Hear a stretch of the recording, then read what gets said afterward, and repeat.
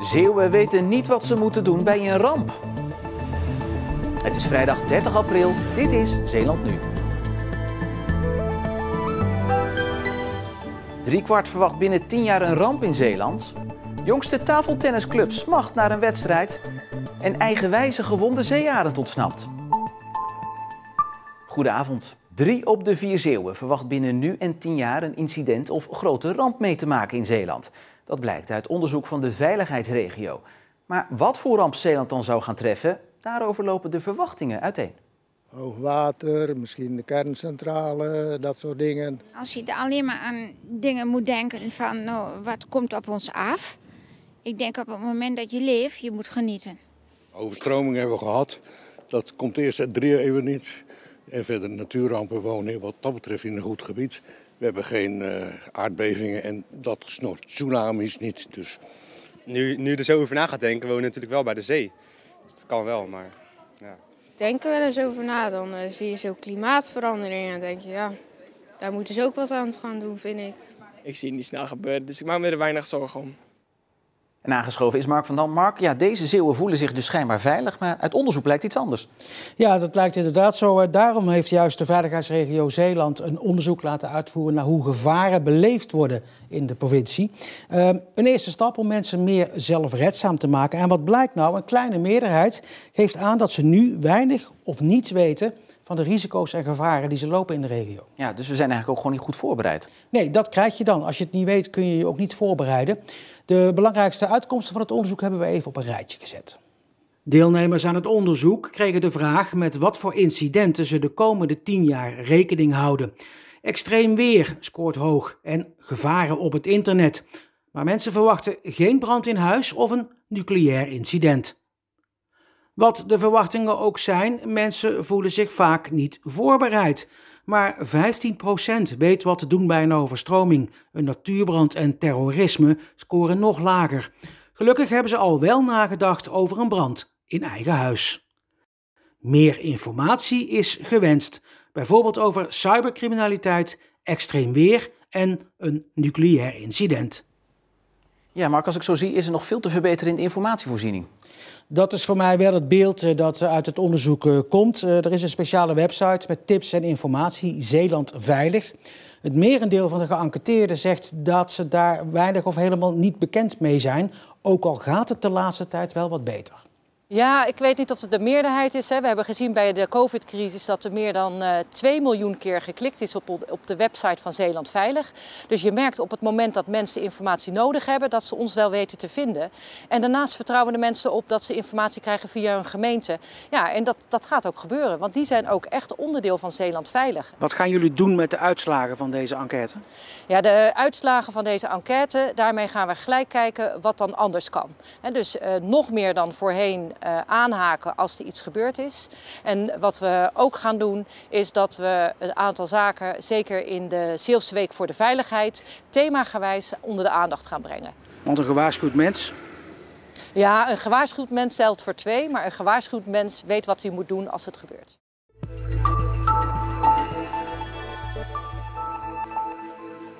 De 44-jarige vrouwelijke verdachte in de Zeeuws-Vlaamse zedenzaak komt niet op vrije voeten. Ze blijft vastzitten tot de rechtszaak over 1,5 maand wordt behandeld. De vrouw zou haar kinderen jarenlang hebben laten misbruiken door haar vriend. De man is hiervoor eerder al veroordeeld tot 8 jaar cel met tbs en dwangverpleging. 400 jaar oud en dan nog verhuizen. Het gebeurde vandaag met een scheepsstoel uit de glorietijd van de VOC. De stoel uit 1621 is privébezit en komt in bruikleen bij het Zeeuws Maritiem Museum in Vlissingen. Zo'n museale kwaliteit armstoel moet echt hier zijn en niet in een woonkamer thuis. Het vermoeden is dat de stoel op het VOC-schip de Middelburg heeft gestaan.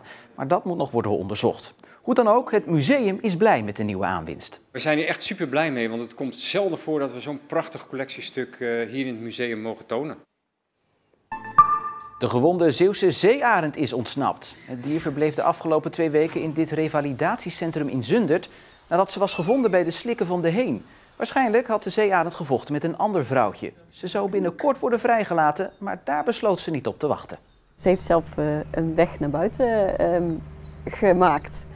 Waarschijnlijk is ze aan het gaas gehangen en het gaas kapot gescheurd. Daar zit een heel groot gat. En we denken dus dat ze uit dat gat is ontsnapt. Ze heeft genoeg kracht gehad om dat gaas door te bijten. Dus dat betekent gewoon dat zij goed genoeg is om zichzelf te kunnen redden in de natuur. De zeearend is sinds de ontsnapping nog door niemand gezien. En deze boom in Ouderlanden moet dé boom van het jaar worden, als het tenminste aan de gemeente Borselen ligt. En om die kans te vergroten is de gemeente op zoek naar verhalen over deze 130 jaar oude kastanjeboom. Eén verhaal is al binnen. Dat de jongelingvereniging, dat waren eigenlijk de jongeren van Ouderlanden, dat die in 1890 al een flessterke drank in het plantgat hebben gestopt. Dus wellicht ligt die nog steeds onder deze boom. Wie weet, maar iets recentere verhalen zijn ook welkom. En mocht je de strijd aan willen gaan met Ouderlanden en een mooiere boom kennen, opgeven kan nog tot 20 mei.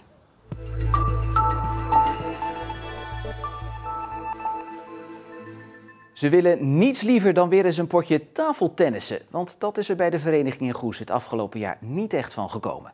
Sterker nog, de tennistafels zijn nauwelijks gebruikt. Want de Goese club bestaat pas sinds juni vorig jaar. En is daarmee de jongste tafeltennisvereniging van Nederland. Een potje tafeltennissen op de camping. Wie is er niet groot mee geworden? Maar voor de echte tafeltennisser is de sport natuurlijk meer dan een zomerspelletje. Liefhebbers uit Goes kunnen zich tegenwoordig aansluiten bij een echte club. De afgelopen paar jaar heb ik al bij meerdere clubs gespeeld. Eerst bij TTV Betje in Wolparsdijk. Maar dat ging uiteindelijk niet meer door, omdat de club stopte ermee. Ik miste het heel erg. En toen zag ik dat er hier zo'n club was en toen ben ik gelijk eigenlijk aangebeld. Ik ben een keer op een sportdag geweest en daar heb ik toen een poosje gespeeld.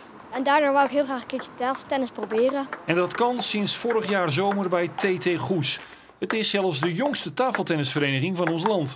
Ik heb jaren getafeltennis, laat ik zo zeggen. En ik heb altijd gezegd, op het moment dat er een vereniging in Goes is, word ik lid. Maar er kwam geen vereniging. Sterker nog, er waren verenigingen die stopten. In Wolfersdijk en in Kampenland. Toen kwam ik een aantal mensen tegen waar ik vroeger mee getafeltennis heb. Gezegd, weet je wat, we gaan beginnen gewoon een vereniging. Maar er is één probleem, want veel getafeltennist hebben de 40 leden sinds de oprichting nog niet. We zijn een binnensport. En binnensporten zijn op dit moment gewoon binnen niet mogelijk. Toen heb ik op school, hadden we ook een stenen tennistafel. Maar dat was wel ook heel lastig, omdat hij ook scheef stond. En het waaide altijd heel hard. Bang dat zijn vereniging door corona een stille dood sterft, is de oprichter niet. Af en toe kom ik er nog eens iemand tegen en die zegt, ja, ik mis het zo. In de tussentijd heb ik wel een aantal aanmeldingen gehad. Maar ja, die heb ik moeten teleurstellen van, ja, we moeten even wachten. Als het straks weer mag, wil Vierloos van Goes een echte tafeltennisstad maken. Als ik gewoon vergelijk met andere verenigingen, bijvoorbeeld in Middelburg, waar zoveel leden zijn en zoveel mogelijkheden. Goes is ook een grote stad, hè? Hier liggen voor absoluut kansen. Ja, ik probeer natuurlijk wel om nieuwe leden te verven. Ook probeer ik al een beetje te helpen met nieuwe leden om ze een beetje op weg te helpen. En tussendoor ook gewoon een lekker potje te spelen. Dat is ook min of meer een oproep van, goh, als er mensen geïnteresseerd zijn, ook in de kadersfuncties, hoe krijgen we deze vereniging groot? Ja, dan roep ik iedereen graag op. Het begon donker en bewolkt vanmorgen. Vooral rond de Oosterschelde viel nog een bui. Maar later brak vrijwel overal de zon door. Maar echt warm werd het niet. Vannacht koelt het af tot rond het vriespunt en is er kans op mist morgenochtend. Maar overdag verloopt zonnig bij maximaal 12 graden. Zondag wel iets warmer, maar wel weer een grotere regenkans. Maar voor we het weekend ingaan nog even dit. Want op onze site vindt u het verhaal over Dick van der Heijden. Hij is volledig verlamd en communiceert door te knipperen met zijn ogen. En die beperking hield hem echter niet tegen een site te bouwen met zijn recensies over rockmuziek. Eerste, A, B, C, D, E, F, G, H, I. Dick dicteert de teksten via zijn ogen aan zijn vaste verzorgers. En op deze manier is de site tot stand gekomen. In het begin dacht ik, dit gaat hem echt niet worden, te veel werk. Maar het is ook wel door Dick zijn doorzettingsvermogen, die geeft niet zomaar op. Dus die blijft eigenlijk altijd wel doorgaan. Dus daar kom je gewoon een heel eind mee eigenlijk.